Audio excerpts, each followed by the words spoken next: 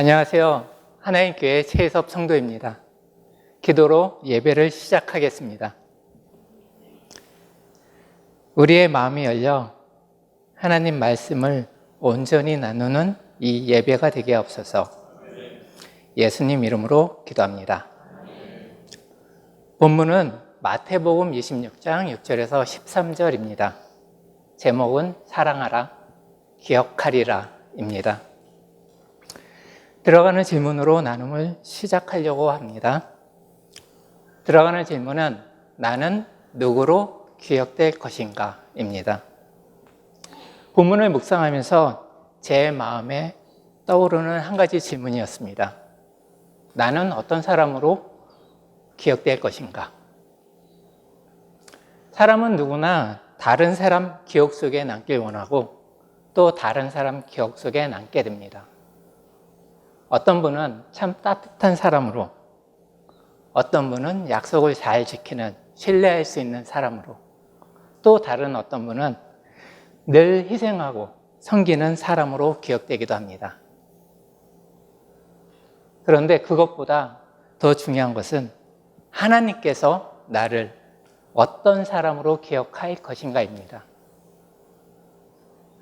본문에서 예수님은 한 여인을 가리켜 말씀하십니다. 온 천하에 이 복음이 전파되는 곳에 이 여자가 행한 일을 기억하라. 예수님께서 영원히 기억하겠다고 말씀하신 사람은 이름조차 기록되지 않은 한 여인이었습니다.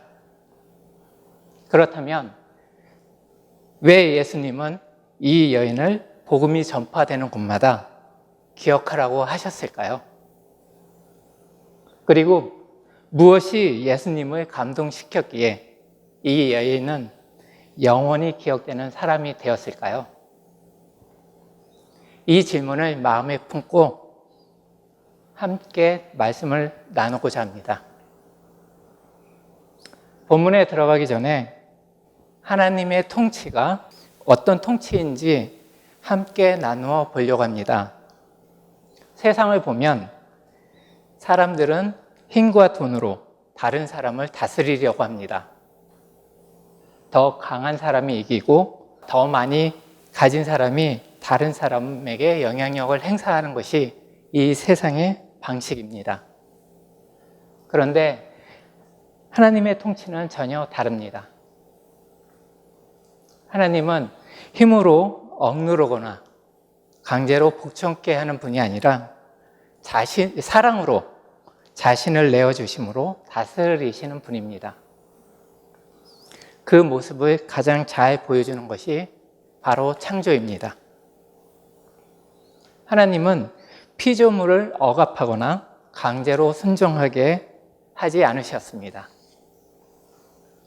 먼저 자신을 내어주시는 사랑으로 다가오셨고 그 사랑을 받은 피조물이 마음 중심에서 자발적으로 하나님을 사랑하도록 하셨습니다. 그리고 그 사랑 안에서 하나님과 하나 되고 서로가 하나 되게 하셨습니다. 바로 이것이 하나님의 통치입니다. 하나님의 통치가 사랑으로 이루어졌기 때문에 하나님께서 보내시는 메시아도 세상의 왕들과 전혀 다른 모습으로 오셔야 했습니다. 그래서 메시아는 사랑으로 자신을 내어주시는 고난받는 종으로 오십니다. 이사야는 4편의 종의 노래를 통해 이를 예언합니다. 첫 번째 노래는 상한 갈대를 꺾지 않고 꺼져가는 등불을 끄지 않는 온유한 종을, 두 번째는 이스라엘을 회복하고 열방의 빛이 될 종을, 그리고 세 번째에서는 순종 가운데 고난을 견디는 종을 보여줍니다.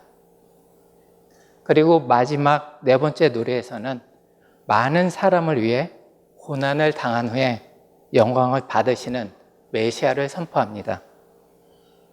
특히 마지막 종의 노래는 이렇게 시작합니다. 보라, 내 종이 형통하리니 받들어 높이 들려서 지극히 존귀하게 되리라. 이 한 절만 보면 메시아는 영광스러운 왕으로 높임을 받는 것처럼 보입니다.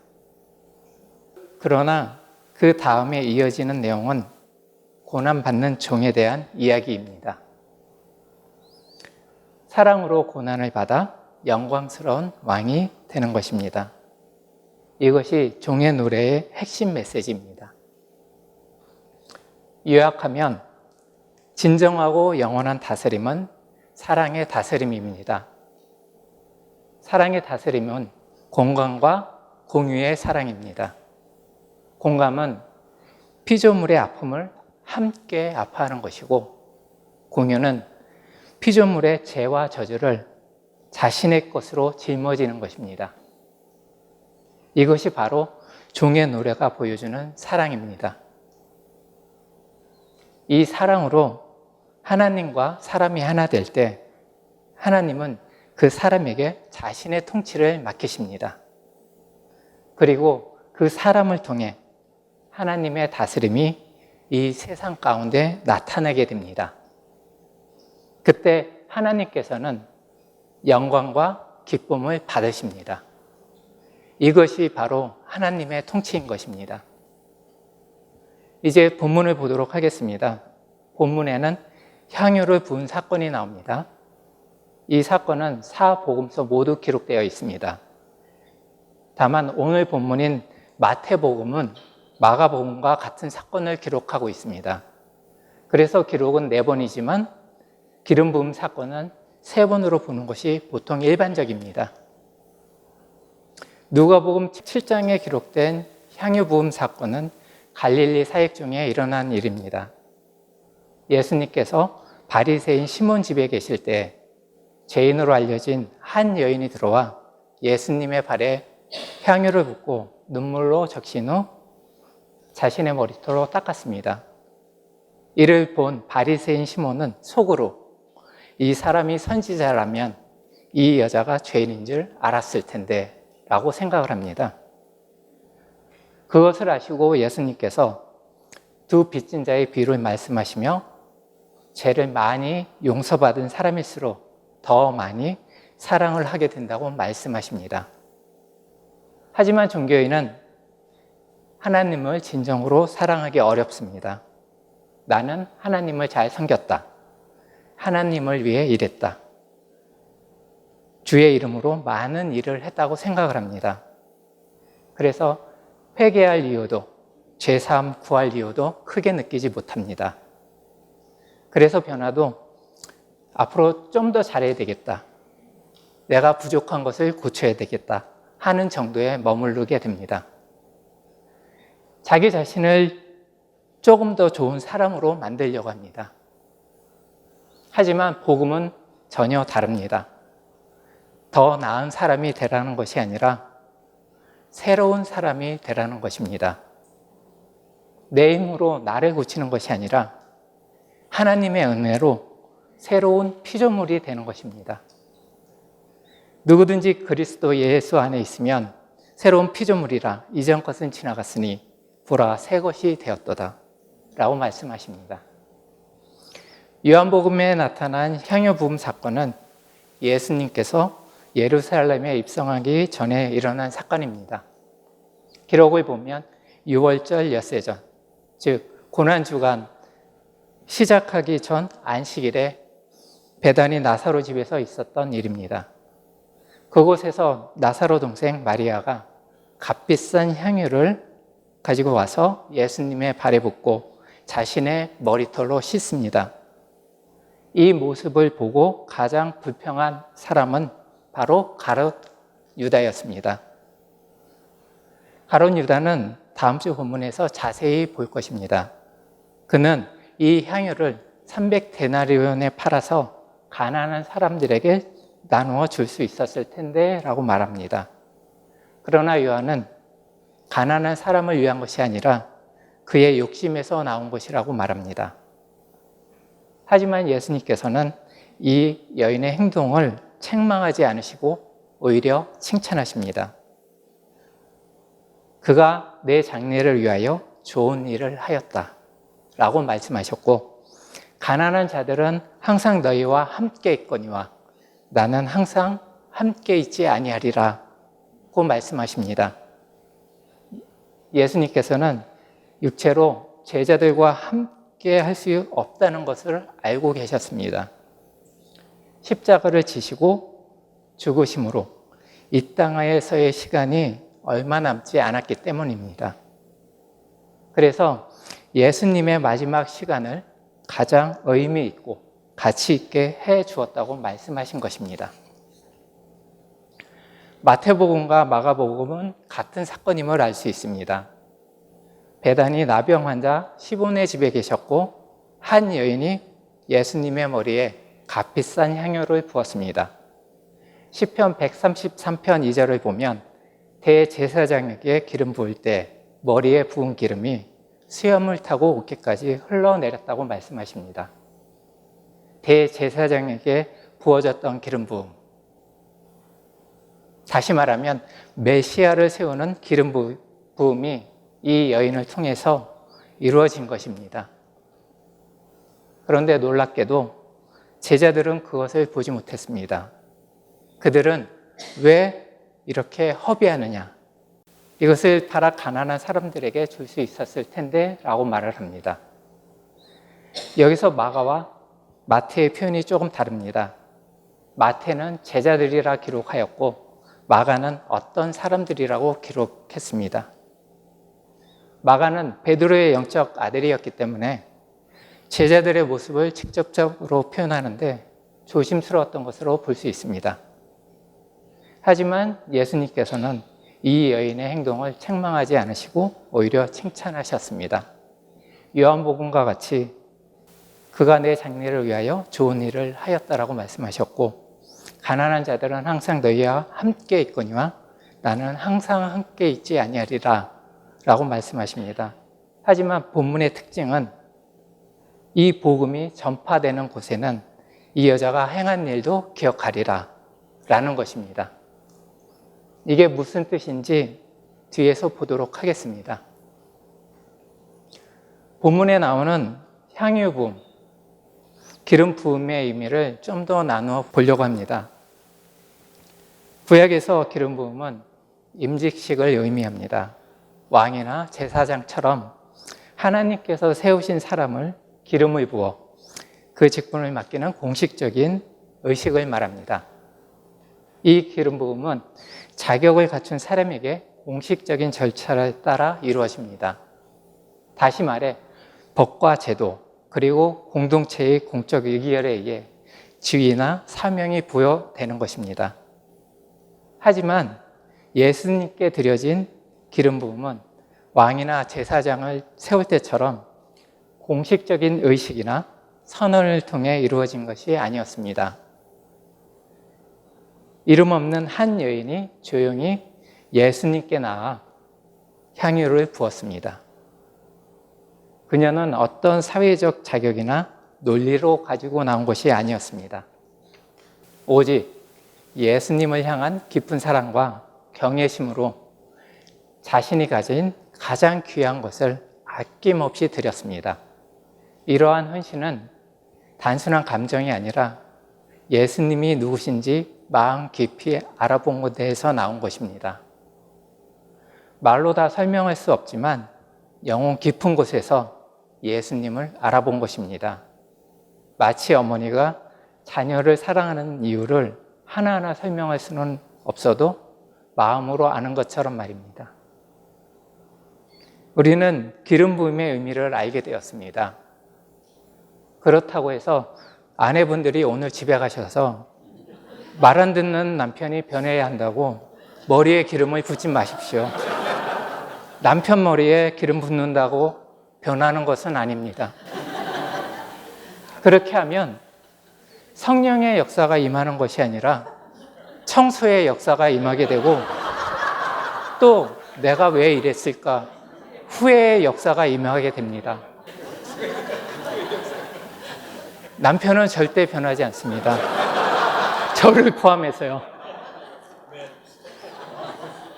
하나님께 맡기고 간절히 기도하세요. 저 인간 사람 좀 되게 해주세요. 그러면 하나님께서 새롭게 만들어 가십니다. 이제 본문을 함께 보도록 하겠습니다. 본문은 크게 두 단락으로 나눌 수 있습니다. 첫 번째 단락은 6절에서 9절입니다. 이 단락에서는 가장 아름답고 숭고한 헌신을 허비로 보는 사람들의 모습을 보여줍니다. 그들의 관심에는 눈에 보이는 물질의 가치에만 머물러 있습니다. 그래서 하나님의 뜻과 섭리를 보지 못했습니다. 그들은 향유의 값을 계산할 수 있었지만 그 향유가 예수님의 십자가와 장례를 준비하는 사랑의 헌신이라는 것을 보지 못했습니다. 6절, 우리 다 함께 읽겠습니다. 예수께서 베다니 나병 환자 시몬의 집에 계실 때에, 예수님께서 베다니에 오셨을 때 나사로 집이 아니라 나병 환자 시몬의 집에 계셨습니다. 요한복음 11장을 보면 나사로는 죽었다가 다시 살아난 사람이었기 때문에 많은 사람들이 그를 보기 위해 몰려들었습니다. 그래서 예수님은 그런 군중을 피하시고 조용히 십자가를 준비하는 시간이 필요했던 것으로 볼 수 있습니다. 그래서 시몬의 집에 머무르신 것입니다. 시몬은 이전에 예수님께 고침을 받은 나병 환자였을 것입니다. 이처럼 예수님께서 십자가를 향한 마지막 시간을 준비하고 있었습니다. 7절, 우리 다 함께 읽겠습니다. 한 여자가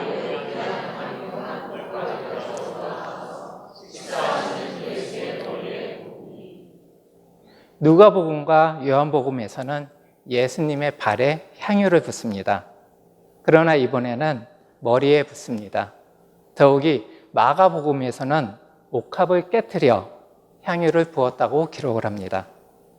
이는 향유를 조금만 사용한 것이 아니라 옥합에 담긴 향유를 모두 드렸다는 것입니다. 자신이 가진 가장 귀한 것을 조금도 남김없이 전부를 드린 것입니다. 마태는 이러한 모습을 통해 구약 말씀이 예수님 안에서 이루어짐을 보여주고 있습니다. 시편 23편 5절에서 주께서 내 머리에 기름을 부으시니 내 잔이 넘치나이다. 이 말씀이 완성되는 것을 보여주고 있습니다. 예수님의 머리에 부어진 향유는 단순한 헌신의 표현을 넘어 하나님께서 기름 부으신 참된 메시아임을 드러내는 장면입니다. 8절, 우리 다 함께 읽겠습니다.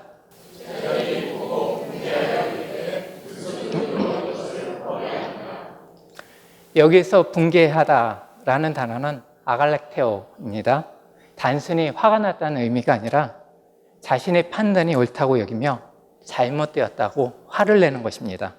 나는 옳고 너는 잘못되었다 라고 생각하는 종교적인 분노입니다.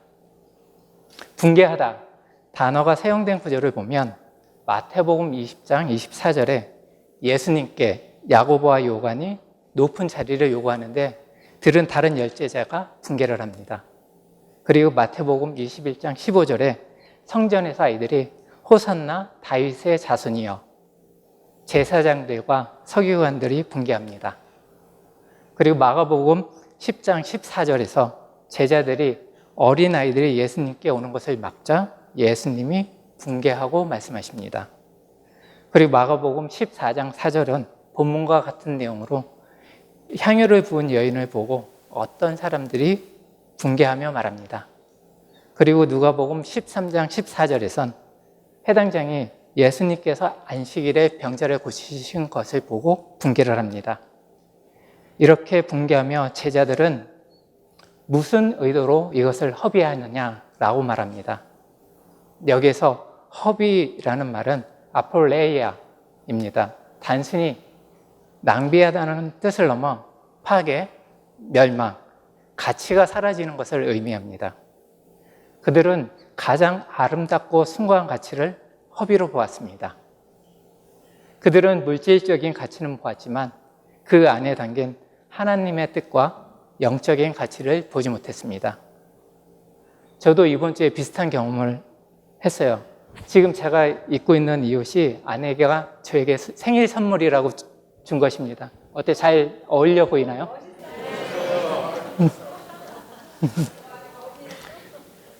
참고로 저는 1년에 한 번, 두 번 양복을 입습니다. 오늘 같은 날이나 뭐 예식장이나 장례식 갈 때 입는데, 그래서 옷걸이를 보면 양복이 몇 벌 걸려 있어요.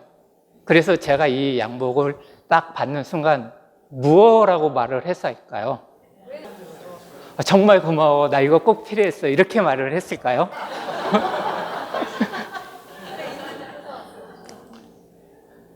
제 말은 그거였습니다.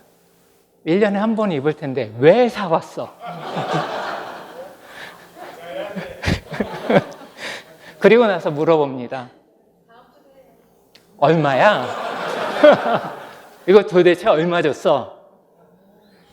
그러면 아내가 말합니다. 어떻게 해서든지 입혀보려고 싸게 줬어.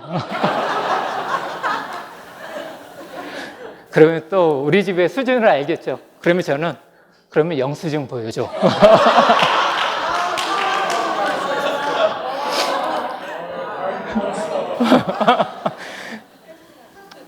그리고 이제 영수증을 보면 제가 화를 냅니다. 어쩌다가 한번 입을 것을 사왔다라고 화를 냅니다. 그러면 아내는 왜? 내가 사준 게 싫어?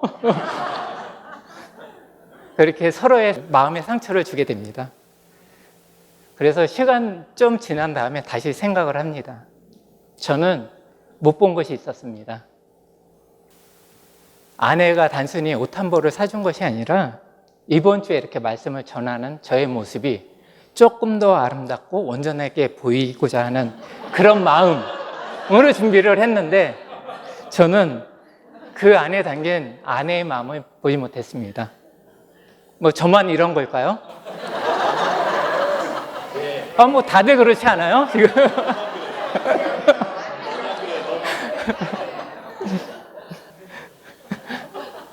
그리고 혼나기 전에 저는 먼저 사과를 했습니다. 우리 집의 평화를 위해서. 항상 저는 이 사건을 통해서 제가 보고 싶은 것만 보고 있구나라는 것을 다시 한번 새기는 사건이었습니다. 자, 계속해서 말씀을 보도록 하겠습니다. 여기서 우리가 주목해야 할 것은 마태복음 16장 24절에서 나오는 제자들의 변화입니다. 예수님께서는 16장 24절에서 이렇게 말씀하십니다. 누구든지 나를 따라오려거든 자기를 부인하고 자기 십자가를 지고 나를 따를 것이니라. 그런데 이 말씀 이후 제자들의 모습은 예수님의 뜻과 점점 멀어지는 것을 보여줍니다. 18장 1절에서 천국에서 누가 크냐 서로 다툽니다. 십자가는 낮아지는 길인데 제자들은 여전히 높아지려고 하는 모습을 보여줍니다. 19장 10절에 결혼 문제를 가지고 묻습니다. 하나님께서 맺은 것을 사람이 나누지 못한다고 하셨는데 제자들은 그러면 모세가 왜 이혼 증서를 주라고 했습니까? 묻습니다.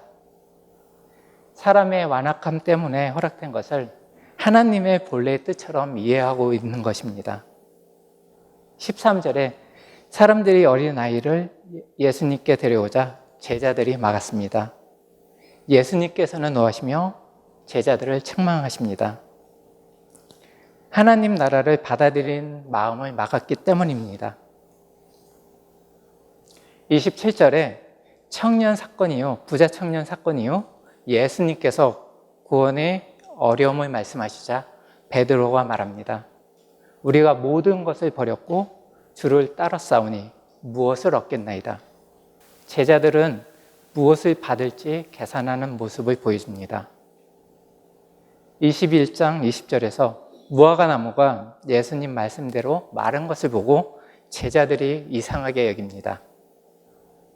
이미 예수님께서는 풍랑을 잠잠케 하시고 오병이어의 기적을 보이시고 죽은 사람을 살리신 것을 보았는데 하나님의 뜻을 보는 영적인 눈이 열리지 않았던 것입니다.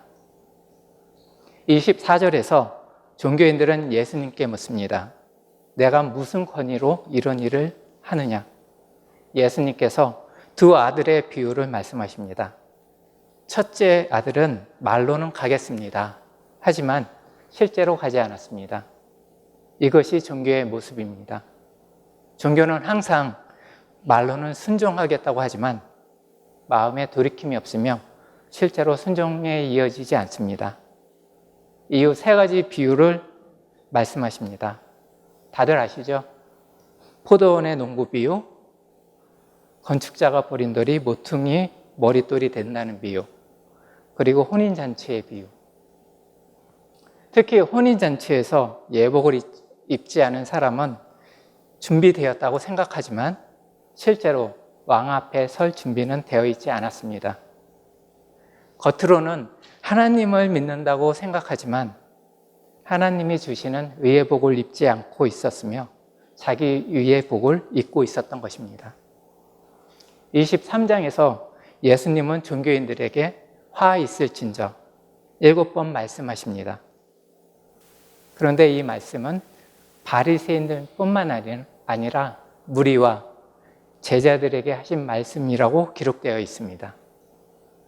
이것이 바로 마태복음 16장 24절 이후 제자들의 모습과 종교인들의 모습인 것입니다. 겉으로는 예수님을 따르는 것 같지만 아직 자기 생각과 자기 위안에 머물러 있습니다. 제자들은 예수님을 따라가고 있었지만 아직 예수님의 마음과 십자가의 길을 이해하지 못하고 있었습니다. 9절 다 함께 읽겠습니다.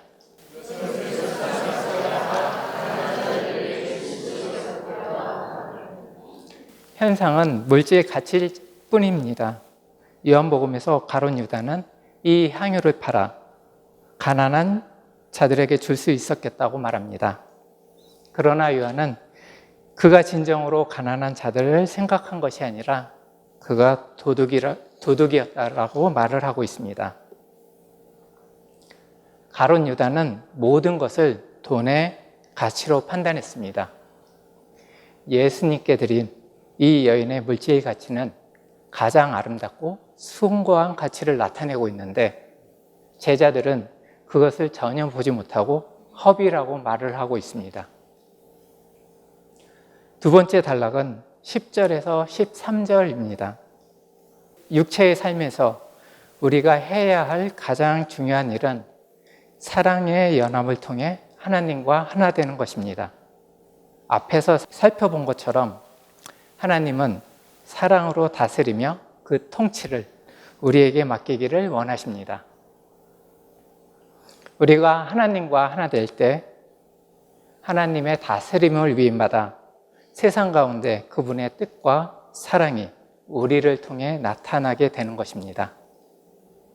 이것이 바로 하나님의 섭리가 이루어지는 모습입니다. 하나님의 일은 무엇으로 이루어질까요? 하나님의 일은 오직 사랑으로만 이루어집니다. 그리고 하나님의 일은 결코 에고의 생각으로 이루어지지 않습니다. 종교인의 가장 큰 문제는 모든 것을 자기 생각과 자기 기준으로 판단한다는 것입니다. 내가 얼마나 열심히 했는가? 내가 얼마나 잘했는가? 내가 얼마나 많은 일을 했는가? 이런 것은 사람들 사이에서 통하는 사람의 기준입니다. 물론 열심히 하는 것과 헌신 자체가 나쁜 것은 아닙니다. 그러나 그 중심에 내가 있다면 그것은 하나님의 일이 아니라 내 자신의 일이 되는 것입니다. 하나님의 일은 사람의 능력이나 열심에서 나오는 것이 아니라 하나님을 향한 사랑과 하나 됨에서 나옵니다. 10절 다 함께 읽겠습니다.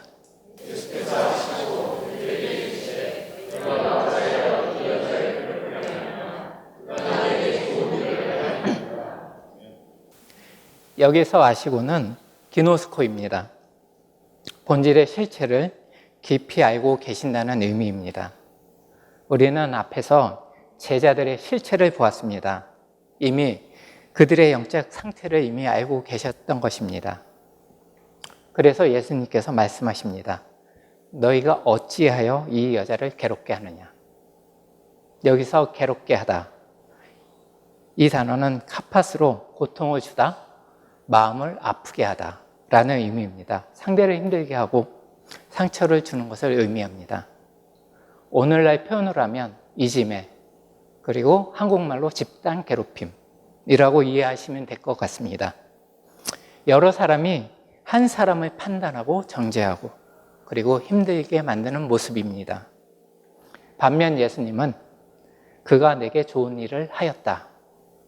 여기서 좋은 일은 칼로스입니다. 이걸 다른 말로 토부, 우리 많이 들었죠? 토부라고 합니다.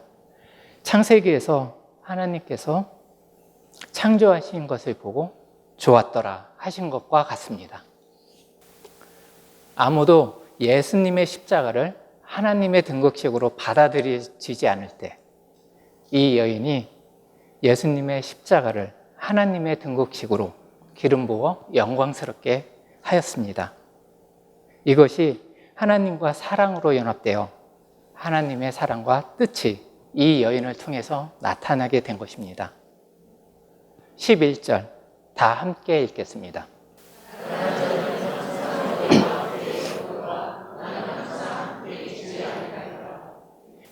이 말씀은 신명기 15장 11절의 배경으로 하신 말씀입니다. 땅에는 언제든지 가난한 자가 있어 그치지 아니하겠으므로 내가 내게 명령하여 이르노니 내가 반드시 내 손을 펴서 내 형제 곧 곤란한 자와 궁핍한 자에게 내 손을 펼지니라. 그리고 탈무드에도 이런 표현이 있습니다. 하나님께서 가난한 자를 항상 우리 곁에 두신 것은 우리로 하여금 선행을 배우게 하기 위함이다. 즉 우리가 하나님의 사랑을 배우고 실천하도록 주어진 것입니다. 그런데 예수님께서는 나는 항상 함께 있지 아니하리라 라고 말씀하십니다. 예수님의 육체적 시간이 이제 끝나가고 있음을 말하고 있는 것입니다. 예수님은 하나님의 섭리를 이루시기 위해 육체를 입고 이 땅에 오셨습니다. 그리고 육체의 시간은 십자가에서 완성이 됩니다. 십자가는 육체적 임재의 끝이지만 동시에 하나님의 사랑이 완전히 드러나는 구원의 완성인 것입니다. 예수님께서 부활하시고 승천하시며 성령으로 제자들과 함께 하십니다. 새로운 영의 세계가 열리는 것입니다. 이것은 성령을 통한 영원한 임재로 나아가는 것입니다. 우리도 육체의 시간이 끝나고 하나님 앞에 서게 될 때 우리는 주님과 온전히 함께하게 되는 것입니다. 12절 다 함께 읽겠습니다.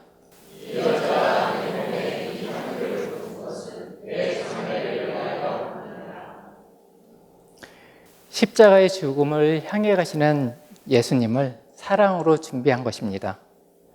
이 여인은 순전한 사랑으로 참 왕이신 메시아의 길을 아름답게 준비했습니다. 그러나 사람의 제도나 지식으로 이루어진 것이 아닙니다. 그녀는 단지 예수님을 사랑했습니다. 그리고 사랑했기 때문에 마음 깊은 곳에서 알았습니다. 그래서 그녀는 자신의 모든 것을 쏘아 붙였습니다. 이 여인은 완전히 알지 못하는 가운데 참 왕이신 메시아의 등극식을 영광스럽게 했습니다. 결국 우리가 주님과 하나 되는 것도 우리의 지식이나 능력만으로 이루어지는 것이 아닙니다. 성경을 배우고 진리를 알아가는 것도 중요하지만 마지막에는 주님을 향한 사랑으로 그분과 하나 되는 것입니다. 사랑은 머리로 이해하는 것이 아니라 존재 전체로 반응하는 것입니다. 이 여인의 모습 속에서 우리는 엿볼 수 있습니다. 13절 다 함께 읽겠습니다.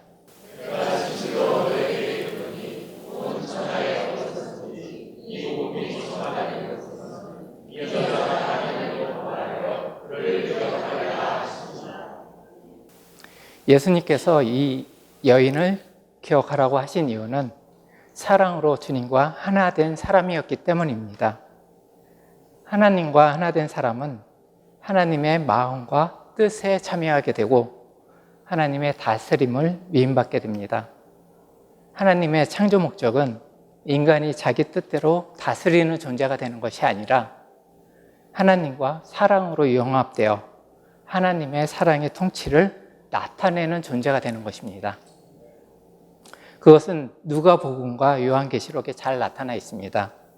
누가복음 22장 29절 30절 다 함께 읽겠습니다.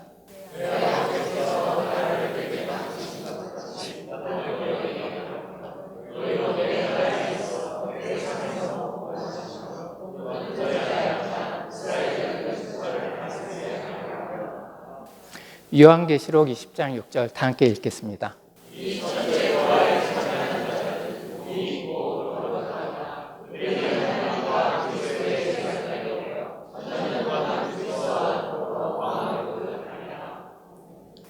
성경은 분명히 하나님께서 그의 백성에게 하나님의 다스림을 참여하는 사명을 맡기신다고 말씀하고 있습니다. 우리가 하나님의 통치를 위임받을 수 있는 이유는 우리의 능력이나 지혜 때문이 아닙니다. 아무리 뛰어난 사람이라도, 아무리 많은 지식과 힘을 가진 사람이라도 자기 힘으로 하나님의 통치를 감당할 수는 없습니다. 하나님의 다스림은 능력으로 얻는 것이 아니라 오직 사랑으로 하나님을 통해 받는 것입니다. 우리가 주님과 사랑으로 연합될 때 비로소 하나님의 섭리를 받을 수 있게 되는 것입니다. 말씀을 마감합니다. 혹시 들어가는 질문 기억하시나요? 네, 나는 누구로 기억될 것인가? 입니다. 우리는 자신에게 물어야 합니다. 언젠가 우리의 이름이 사람들 기억 속에서 사라집니다. 그러나 이 여인이 드렸던 주님을 향한 사랑은 하나님 나라에서 영원히 기억되었습니다. 우리도 사랑으로 주님과 하나 되어 하나님의 뜻을 이루어가는 유업자로 기억되길 소망합니다. 오늘 이 말씀을 붙잡고 다 함께 기도하시길 원합니다. 사랑의 하나님, 하나님은 사랑으로 다스리는 분입니다. 지금 이 시간 사랑이신 하나님이 사랑으로 나를 부르십니다. 향유를 부은 여인처럼 주님을 사랑하게 하시고 주님과 하나 되어 하나님의 나라를 다스리는 유업자의 삶으로 인도하옵소서. 아멘. 예수님 이름으로 기도드립니다. 아멘. 우리 일어나시죠.